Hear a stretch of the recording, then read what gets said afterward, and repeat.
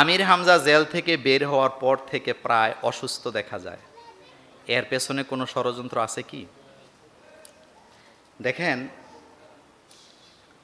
আল্লাহ কোরআনে বলছেন, লাইয়াদুররুকুম ইল্লা আযান, তারা তোমাদেরকে কষ্ট দিবে কিন্তু তোমাদেরকে নিশ্চিহ্ন করতে পারবে না। গত কয়েকদিন আগে একজন ভাইয়ের সাথে দেখা, তার মাথা থেকে এই রকমের খুশকির মতো চামড়া উঠে। বললাম, এটা কেন হয়েছে? কয়, ভাই এখানে যাওয়ার পরে হয়েছে। আমির হামজাকে অনেক কষ্ট দেওয়া হয়েছে, অনেক কষ্ট দেওয়া হয়েছে, সোলো পয়জনও করা হয়েছে তাকে। এখন একটা মানুষ, যুবক মানুষ, টকবগে, সে কিন্তু আমার চাইতে অন্তত 10 বছরের ছোট বয়সে, এই লোকটারে যা ইচ্ছা তা। অপরাধটা কি ছিল? অপরাধটা ছিল 2 ছেলে নাকি ফেসবুকে লেখছে, আমরা তরবারি নিয়ে সংসদে হামলা করবো। তো ওদের মোবাইলে আমির হামজার ওয়াজ পাওয়া গেছে। আপনার মাথায় যদি বিবেক থাকে, এটাই অপরাধ। তার অবস্থা এমন, সে প্রতিনিয়ত 4 থেকে 5 বেলা ওষুধ খাওয়া লাগে। মাথার চুলগুলাও মোটামুটি শেষ, মানে আমার আগেই বুড়ো হয়ে গেছে। এখন আরেকটা বিষয় হলো, আপনারা তারে নিয়ে কারাকারি করেন। সকালে মাহফিল, দুপুরে মাহফিল, বিকালে মাহফিল, রাত্রে মাহফিল, হেরে লাগবেই। এটা কি ঠিক বললাম? তো একটা লোকের রেস্ট তো করা লাগে। পৃথিবীতে একটা মানুষ সুস্থ থাকার জন্য প্রথম শর্ত ঘুম।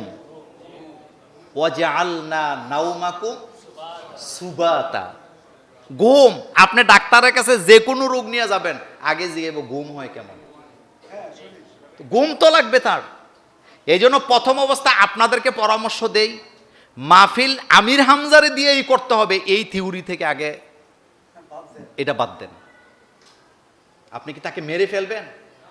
একটা মানুষ 200 সর্বোচ্চ 250 মাহফিল করতে পারে, এর বেশি পারবে না। কিন্তু প্রতিদিন সকালে দুপুরে বিকালে এটি করে করে আপনারা তারা শেষ করতেছেন। 2 নম্বর, তার সহযোগী মানে তার যে পিএসটিএস আছে তাদের প্রতিও আমার পরামর্শ আছে। সে হইল গাছ, সে বাচ্চা থাকলে তোমরা বাঁচবা। তুমি কেন তার মাহফিল গণহারে নিচ্ছ প্রতিদিন 4টা 5টা? আবার মনে মনে করেন না, মোল্লা ভাই ওর কারণে আপনাদের মাহফিল কমলো কিনা? আমাদের মাহফিল কমবে কেন?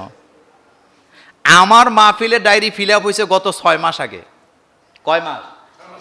আমার পিএসও এখন আমারে ফোন দেয়া কয়, স্যার দুপুরে একটা নেই, বিকালে একটা নেই। আমি কে, মাথা ঠিক আছে তোর? এটা থেকে বের হয়ে আসতে হবে। আমির হামজা জাতির সম্পদ। প্রতিদিন আমির হামজা দিনে মাহফিল দরকার না, রাতে মাহফিল করুক। মাগরিবে একটা করুক, রাতে একটা করুক, কোনো আপত্তি। কিন্তু তার রেস্টের ব্যাপারে এটা আমাদের সতর্ক হওয়া দরকার। কাছাকাছি যারা আছে তাদের সতর্ক হওয়া দরকার। যেহেতু আমার কাছে এটা আসছে, আমি আজকেই তাকে মেসেজ দিব অথবা কল করে জানাবো যে ভাই তোমাকে এটা ছাড়তে হবে, রেস্ট দরকার। কি দরকার? সে বাচ্চা থাকলে আমরা কথা শুনতে পারবো। আপনাদের মনে আছে আল্লামা সাইদি সাহেব, তিনি কি প্রতিদিন মাহফিল করতেন? হ্যাঁ, সকালে বিকালে করতেন? করতেন না, তার রুটিন ছিল। কি অসাধারণ! ঈদগার মাহফিলগুলা মনে পড়ে না? আমার মনে আছে ঈদগাতে মাহফিল, আহারে উনি যখন নাহমাদু কইয়া টান দিত। আমাদের শ্রোতা হচ্ছেন আপনারা, আর ওনার শ্রোতা ছিল ডিসি, এসপি। আমি আমার নিজের চোখে এসপি, ডিসি, সচিবদেরকে মাঠে বসে ওনার মাহফিল শুনতে আমি অহরহ দেখছি, অহরহ দেখছি। এজন্য বলি, রুটিনের উপরে আমাদেরকে চলতে হবে। শরীরকে নির্যাতিত করে, শরীরেরও কি আছে, দোয়া করি আল্লাহ যেন আমির হামজাকে সুস্থতা দান করেন।